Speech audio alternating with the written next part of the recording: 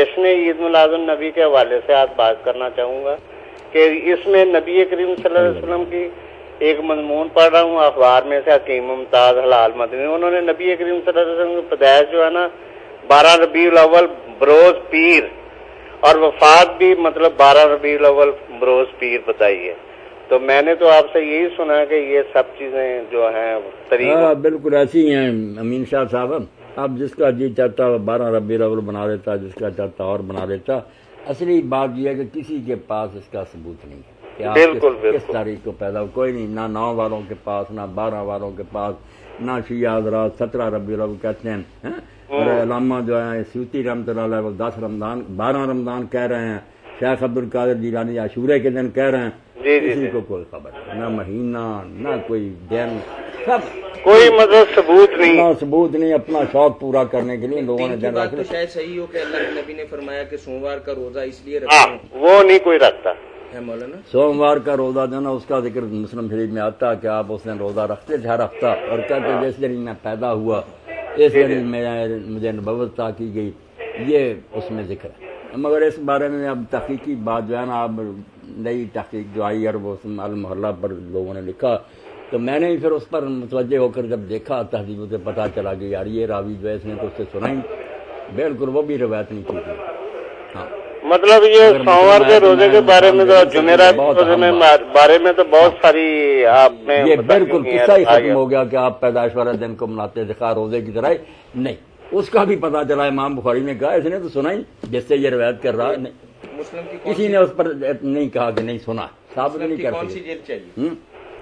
مسلم کی اگر دیکھنا تو ہے روزہ جس نے یہ روزہ تو وہ لوگ رکھتے نہیں ہیں 12 روزہ نہیں رکھتے. اب میں نے سنا ہے کہ روزے بھی رکھے ہیں لوگوں نے اور شام کو اجتماعی افطاری بھی ہوگی یہاں ہمارے ہاں. سارے دندے کر رہے ہیں. اور مولانا محمد عمر صاحب اللہ نے معاف کرے انہوں نے تو یہ تجویز پیش کر دی تھی چروی صاحب نے کہ باقاعدہ لوگ باہر نکلے 2 رکعت نماز پڑھی جائے بعد میں خطبے پڑھی جائے عید کی طرح. وہ تو خود بریلوی علماء نے چیخو پکار کے یار کسی حد پر تو رک جاؤ ورنہ اور پتہ نہیں اب بھی شروع ہو جائے کوئی پتہ نہیں. جب دروازہ کھل گیا تو کون روکے گا. ویسے عام دنوں میں سوموار کا روزہ رکھنا تو ثابت ہے نا نبی کریم صلی اللہ علیہ وسلم. وہی بتانے لگا ہوں نا. ہاں جی یہ دوسری جلد ہے نا، یہ دوسری جلد اس کا بھی بیان کرنے لگا ہوں. بالکل ہم بھی بیان کرتے رہے اور مانتے تھے کہ مسلم کی روایت ہے مگر کیا کرے. المحلہ کے جو ہے نا آپ لکھنے والے تعلیق انہوں نے کہا یار نکال کر تو دیکھو یہ شخص ملا بھی ہے. یہ ہے اصل مسلم نہیں نا، اس میں حدیث کی شرح اس میں سند نہیں نا دی، عربی دینی چاہیے تھی نا. عربی کہاں نہیں سبل السلام نہیں نبوی دے دیں نا. نبی انہوں نے سندیں ختم کر دی نا، سند کا تو بتانا. ٹھیک یہ بہت ضروری بات آ گئی کہ آپ سوموار کا روزہ رکھتے تھے مگر یہ بھی ثابت نہیں نکلی بات. اللہ اکبر، کیسی کیسی چیزیں کا وقت کے ساتھ ساتھ پتہ چل رہا ہے گزرنے کے ساتھ ساتھ. بندے بہت یہ روزے کا بیان اس میں آتا نا تو بیان کر رہے ہیں ان غیران ابن جریر سامع عبداللہ ابن معبد زمانیہ ان ابی قتادہ الانصاری. یہ جو ہے نا عبداللہ بن معبد الزمانی اس نے ابو قتادہ سے نہیں سنا. یہ نکال کر تجدید سے سب نے امام بخاری نے بتایا اس کا تو سما ہی نہیں، اس سے روایت کر رہا اس نے تو صحابی سے سنا ہی کچھ نہیں. یہ بھی نہیں صحیح نکلی. اور اب حیران ہونے کی بات نہیں، لوگ کہتے ہیں مسلم کی روایت مسلم نے تو شروع میں کہہ دیا کہ میں پہلے اعلیٰ درجے کی لاؤں گا بعد میں کمزور راویوں کی درج کروں، خود مقدمے میں بیان کر دیا. اسی لیے جو لوگ نکال لیتے ہیں کہ امام مسلم نے کہا کھڑے ہو کر پانی نہ پیو اور غلطی سے پی لو کیا کر کے بھائی نکال کر دیکھ رہا متفقہ ضعیف ہے. یہ کوئی حدیث صحیح ہے مگر لوگ محنت نہیں کرتے. بس یہ ایک رعب چھایا ہوا کہ کتابوں کو پرکھو نہیں. اس طرح ہی کام خراب ہے نا، ساری عمر پڑھتے رہتے ہیں مدارس میں، پرکھتا کوئی نہیں. کتابیں موجود ہیں دیکھ لو، جب اشارہ ہوا اب نکال کر دیکھو، اگر بات وزنی نہ ہو تو بتلائیں. مولانا متفقون علیہ صحیح تو سنا تھا، متفقون علیہ ضعیف پہلی دفعہ سن رہے ہیں. وہ راوی جو ہے نا متفقہ صحیح ایسے ہی ہے جیسے یہ جو ہے نا کہ ناف کے نیچے ہاتھ باندھو. یہ ابو داؤد ورم اب امام نووی اور سارے خود علامہ ذیلی نسب رہا کہ اس کے ذوق پر اتفاق ہے. ایک تو ہوتا نا کوئی معتبر نہیں، اس کو سب مانتے ہیں کہ عبد الرحمن بن اسحاق جو ہے ضعیف راوی. ایسے بھی ہوتے ہیں نا کہ پکا پتا آ گئی ضعیف کی، یعنی سب کو پتہ چل جائے. تو عبداللہ بن معبد الزمانی جو ہے نا اس نے ابو قتادہ سنا نہیں، ضعیف نہیں ہے، سما نہیں ثابت ان کہہ رہا. ان سے پوچھ لیتے ہیں کہ 12 ربیع الاول وفات کے حوالے سے کہاں تک درست بات ہے؟ یہ بھی ثابت نہیں، بالکل نہیں ثابت. یہ بعد میں انشاءاللہ 12 فوت ہوئے دن کوئی اس کی نہیں ثبوت. اور بلکہ جن لوگوں نے محنت کی اور دیکھا نا کہ ایک طرف تو یہ ثابت ہے بالکل لوہے کی لکیر کی طرح کہ جس سال آپ نے حج کیا حجۃ الوداع اس میں عرفہ کا دن 9 تاریخ ذی الحج کی جو تھی جمعہ کا دن تھا. یہ پکی بات ہے صحیح بخاری مسلم سب کتابوں کہ یوم عرفہ اس دن جمعے کو تھا. اب یہ بھی صحیح حدیث سے ثابت ہے کہ آپ سوموار کو فوت ہوئے، یہ بھی بخاری میں. اس لیے 9 ذی الحج سے لے کر 30 کے مہینے گنو، 29 کے بناؤ، کسی کو 29 کا بناؤ، 30 کا، سوموار 12 کو نہیں آتا. لوگوں نے ساری محنت کر کے کتابیں لکھی کہ کس طرح یار یہ 2 چیزیں تو ہل نہیں سکتی. 9 کو جمعہ، ادھر پیر کر دیا. اب ہر طرح سوچا کہ 30 کے مہینے بھی گنے، درمیان کے جو 29 کے گنے، کسی کو 30 کا، کسی طرح سیٹ نہیں ہوا. یعنی 3 ماہ کا ہی فرق ہے نا. ہاں 3.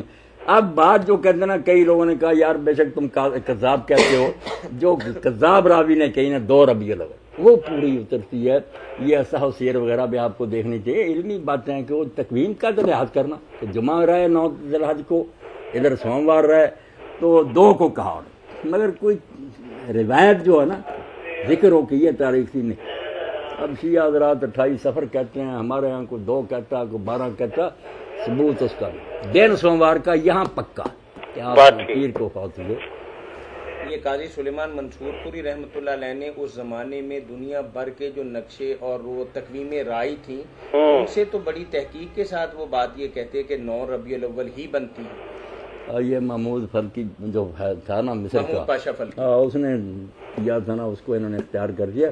نہیں کوئی کسی کے پاس نہیں. میں کہہ رہا ہوں 9ویں صدی میں مجدد کہلاتے ہیں علامہ جلال الدین سیوطی، وہ الخصائص الکبریٰ میں کہہ رہے ہیں کہ آپ رمضان میں پیدا ہوئے.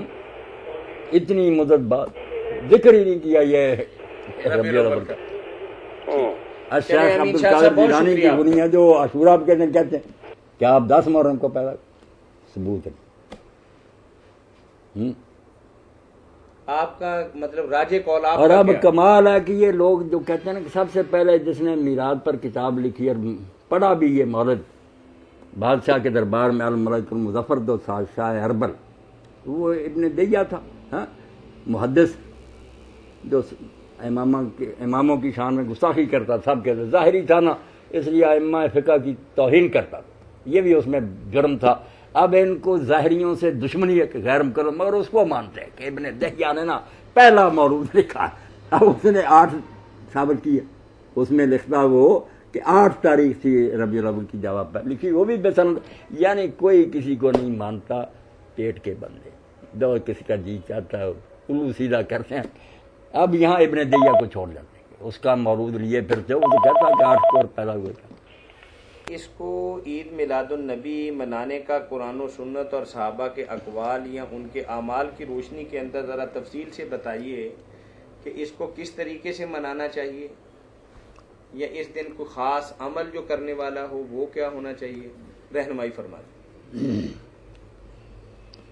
یہ ظاہر بات ہے، اللہ کے رسول کی تشریف آوری اور آپ کے ذریعہ دین لوگوں تک پہنچنا، اس سے بڑی دولت تو کوئی نہیں. سب سے بڑی نعمت تو اللہ کی یہی ہے. مگر یہ کہ اس پر یہ جلوس نکالے جائیں، کوئی دن منایا جائے، کوئی خاص بات کی جائے، یہ تو آپ کا زمانہ گزرا، خلفائے راشدین کا گزرا، ائمہ اربعہ کا گزرا.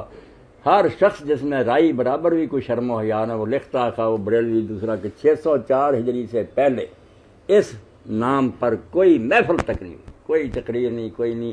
یہ 604 ہجری پہلا موقع جب الملک المظفر شاہ اربل عراق کا تھا، اس کے سامنے ابن دہیہ نے یہ پہلے اس کے کہنے پر واز کیا. وہاں خلعت تقسیم ہوئے، مٹھائیاں اور مرغ اور دوسرے لوگوں نے کھایا پیا، پھر وہ رواج چل پڑا، آگے سے آگے جلوسوں تک نوبت پہنچ گئی. 604 سے پہلے کوئی شخص حوالہ نہیں دے. اب یہ جعلی بنانے لگے ہیں کہ فلاں وقت فلاں منا رہا، کچھ نہیں. آپ انوار ساتیہ ہی پڑھ لیں، جو جی چاہے پڑھے، اور اب آپ مانتے ہیں بڑے کہتے ہیں بدعت حسنہ، مانتے ہیں ہم کہ نئی بات ہے، مگر اچھا حضور کا ذکر ہو گیا، چرچا ہو گیا، امت میں محبت، یہ پلی لیتے ہیں، یہ نہیں کہتے کہ شروع سے چلا آ رہا تھا، کوئی نہیں کہتا۔ جب آدمی ڈھیٹ ہو جائے جو جی چاہے، درمیان میں دین میں ایسی کوئی بات نہیں ہے۔ ایک تو آپ بلکہ کہنا اس امت کو یہ چاہیے کہ اگر صحیح محبت ہوتی سال بعد تمہیں یاد آتا کہ رسول آئے۔ یہ تو مولانا اشرف علی تھانوی رحمۃ اللہ علیہ کی بات ہے، کیوں کہتے ہیں ایک انگریز جو تھا نا وہ حلب آیا، تو اس نے یہ ماتمی جلوس دیکھا عاشورے کا، اس نے کہا یہ کیا ہے؟ کہنے لگے امام حسین شہید ہو گئے۔ اس نے کہا انا للہ و انا الیہ راجعون۔ واہ، 1400 سال کے بعد آج تمہیں اطلاع ملی؟ یہی کہنا تھا۔ رسول اللہ پیدا ہوئے اس وقت خوشیاں ہوئی، ہمارے بچہ ہوتا، مگر ٹھیک ہے، مگر ہر سال حضور نے اور صحابہ نے کب ایسا کیا کہ جب دن آئے یہ کرو یہ کرو؟ کوئی نہیں۔ باقی جو آپ لائے تھے دین، اس پر انہوں نے جانے دے دی، اس کو پھیلایا، عمل کیا۔ تو یہ مولانا فضل الرحمان گنج مراد آبادی بڑے ولی تھے اور بڑے بڑے علماء ان سے بیعت تھے، اور تہجد قضا نہیں کی اس لیے کہ میری نہ جاتی رہے تہجد۔ لکھتے ہیں مولانا ابوالحسن ندوی رحمۃ اللہ علیہ کہ انہوں نے مکان کی چھت کے نیچے نہیں کبھی آرام کیا، سوئے نہیں کہ نیند نہ آ جائے، تہجد نہ رہے، باہری شامیانے کے نیچے بارش ہو جو باقاعدگی سے پڑھی، با جماعت نماز بھی پڑھی، اللہ کے ولی تھے۔ تو کسی نے ان سے پوچھا کہ حضرت میلاد کے بارے میں، انہوں نے کہا بھئی یار جن کو سال بعد یاد آتا کہ رسول پیدا ہوا وہ میلاد مناتے رہے، ہم تو ایک ایک سانس پر میلاد منا رہے ہیں۔ لا الہ جب پڑھتے ہیں، محمد رسول اللہ، درود شریف، دین کی باتیں کرتے ہیں، حضور پیدا ہوئے تو سب یہ باتیں ہوئی۔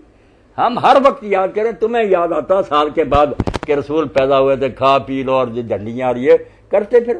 تو صحیح بات ہو کہ مومن کا تعلق اللہ کے رسول سے ایسا ہونا چاہیے جیسے ہمارا سانس کے ساتھ، ہر لمحہ آپ کی باتیں سنیں، پڑھیں، بتائیں، عمل کریں۔